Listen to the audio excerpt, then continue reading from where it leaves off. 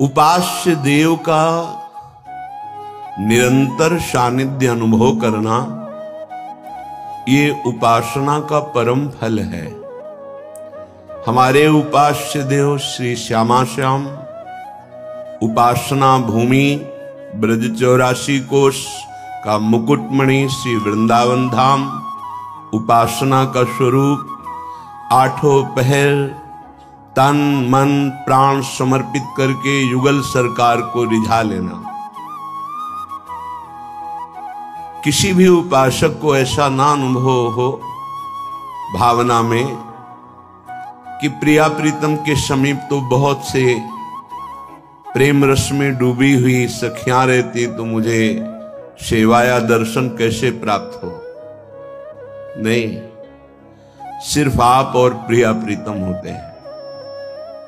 यह आंतरिक विषय है। उपासक और उपास्य देव होते हैं, बीच में कोई नहीं होता। सब चिदानंदमय है, अनंत सहचरियां हैं, पर अनंत सखियों का एक ही मन है। अब पांच भौतिक शरीर में विविध भावों के द्वारा मन की वृत्तियों में दौड़ने वाला कैसे जान सकता है। पांच भौतिक शरीर या दीवार ये पर्दा है, लेकिन चिदानंद में नहीं। जैसे 1 करोड़ शीशे रख दिए जाएं और उसके पीछे कोई खड़ा हो तो निर्मल शीशे के पीछे खड़ा हुआ सीधे सामने दिखाई देगा। ऐसे ही चिदानंद बपुधारी समस्त सहचरियां। और सर्वाश्चर्यमयी बात कि सबके एक ही भाव उदय होते हैं। प्रिया प्रीतम के सुख के लिए एक के मन में जो आया वो सबके मन में आ जाता है। सखियन के उर ऐसी आई, एक सखी के मन में आई तो सब सखियों के मन में, क्योंकि एक ही मन है। निकुंज में एक ही मन है, दूसरा नहीं। प्रियाजू का मन, लालजू का मन, लालजू का मन, प्रियाजू का मन, प्रियालाल का मन, सखियों का मन, सखियों का मन, प्रियालाल का मन, एक ही। अब ये आत्यंतिक रहस्यमय वृत्ति है। जब आप उपासना के रंग में आगे बढ़ेंगे, ब्रज 84 कोश की रज का सेवन करेंगे, यहाँ के परम पावन त्रिभुवन के तीर्थों को भी तीर्थत्व प्रदान करने वाले जो कुंड हैं, सरोवर हैं, यहाँ के जो पर्वत हैं, यहाँ की लता पता हैं, इनकी जब आराधना होती है तब हमारे निकुंज विलासी रास रस रसिक श्री श्यामा श्याम के चरणारविंद की अनुराग वृत्ति होती है। प्रायः शरीराभिमान में मगन हुआ प्राणी वो अपने परिवार में आसक्त हुआ, बस भोग और धन, पद और प्रतिष्ठा, इसी में जीवन गंवा देता है। कोई गुरु कृपा पात्र इनसे ऊपर उठता है तो उसके अंदर भागवतिक बल जागृत होता है। उसी भागवतिक बल से प्रियालाल के चरणारविंद तक पहुंच होती है।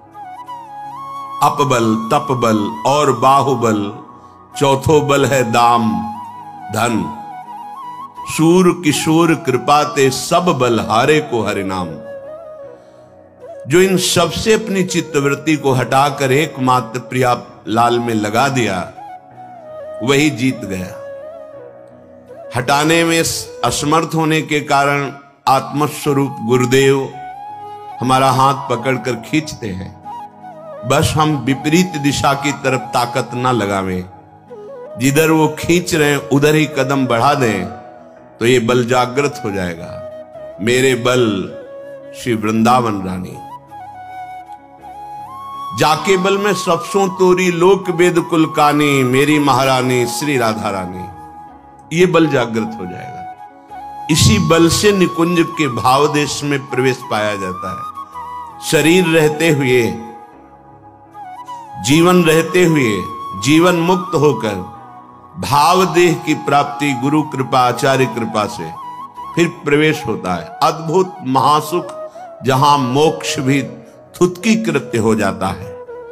श्रीपाद कृपा करके वर्णन कर रहे हैं किम्रे भ्रमसि दिगंतर महा निरंतर बहत सुधा सिंधुम राधा जीवित बंधुम वृंदारण्येन्दुमाश्रय श्यामम। किम्रे, क्यों भ्रमित हो रहा है? दसों दिशाओं में सुख की खोज में भाग रहा है।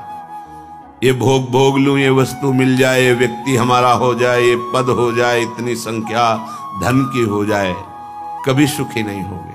विश्वास कर लो, जितना आप सोचते हो उससे कई गुना बढ़कर किसी के पास वो सब है, पर वो भी अशांत है। अशांतस्य कुतः सुखम, जो अशांत है उसे कहां सुख मिलेगा? तो क्या करें?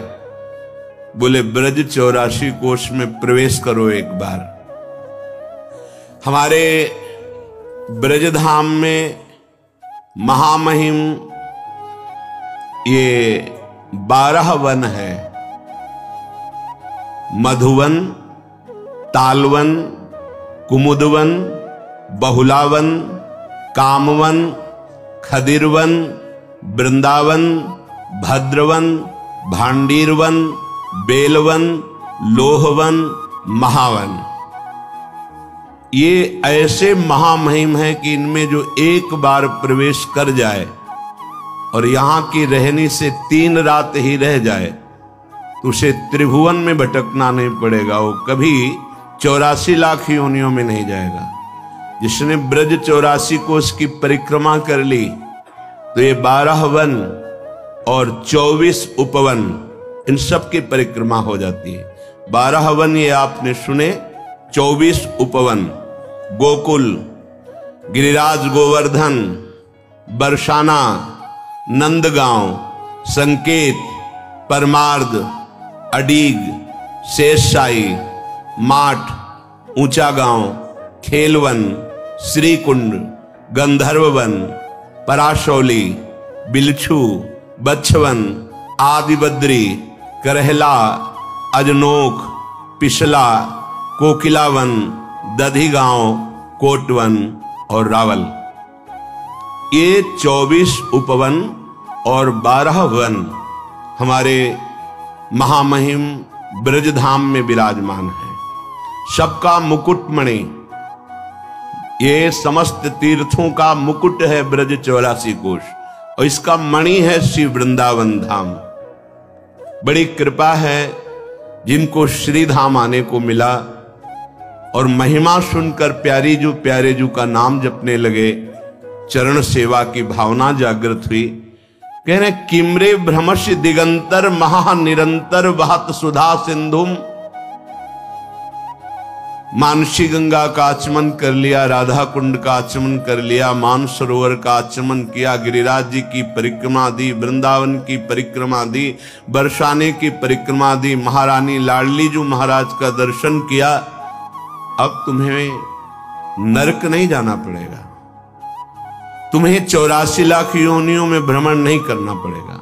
और कहीं सौभाग्य मिल गया कि जीवन में एक बार पद यात्रा करते हुए 84 कोश की। ये गाड़ियों से दर्शन करना अलग बात है, लेकिन जो पद यात्रा है बहुत बड़ी महिमा, बहुत बड़ी महिमा। यहां की समानता तीर्थराज प्रयाग भी नहीं कर सकते। वो आके यहां खुद घुटने टेकते हैं, यहां की रज में लौटते हैं। इसीलिए श्रीपाद कह रहे यहां तो अमृत समुद्र बह रहा है, काहे को भ्रमित हो रहे हो? सुख की लालसा में पापाचरण कर रहे हो। तुम ऐसा समझते हो कि पाप करके धन कमा लेंगे तो सुखी हो जाएंगे, कदापि नहीं। हे भाई, राधा जीवित बंधुम वृंदारण्येन्दुमाश्रय श्यामम। आश्रय ले लो हमारी किशोरी जी के जो जीवन है, प्राण धन है, श्री लाल जी महाराज बड़े करुणामय हैं। अगर इनके चरणों की वंदना कर ली, आश्रय ले ली, तो समस्त दुखों की निवृत्ति हो जाएगी। तो ये जिनके अधीन है, हम उनके चरणों का आश्रय लेने वाले हैं। जाके अधीन सदा ही सांवरो यह ब्रज को शिरताज। फिर यहां श्रीपाद करे राधा जीवन बंधु श्री लालजू का आश्रय ले लो, तभी तुम जान पाओगे लाडली जू को। लाल रंगीलो गाइए, ताते प्रीति रंगीली पाइए। जिस पर श्री कृष्ण अत्यंत प्रसन्न है, उसे राधा नाम जपने का सौभाग्य मिलता है, उसे राधा चरणारविंद की शरणागति मिलती है, उसे किशोरी जू के इस पावन धाम में आने का सौभाग्य प्राप्त होता है। लालजू कृपा कर दे, बिल्कुल नहीं आता उसे परमार्थ का ककहरा भी, पर परमार्थ का सिद्ध महापुरुष हो जाएगा। बड़े कृपा सिंधु है हमारे माई श्यामाजू को। राज ये ठसक आ गई तो परमार्थ के ऊपर का राग, अनुराग, भाव, सेवा, रसरीति ये जागृत हो जाएगी।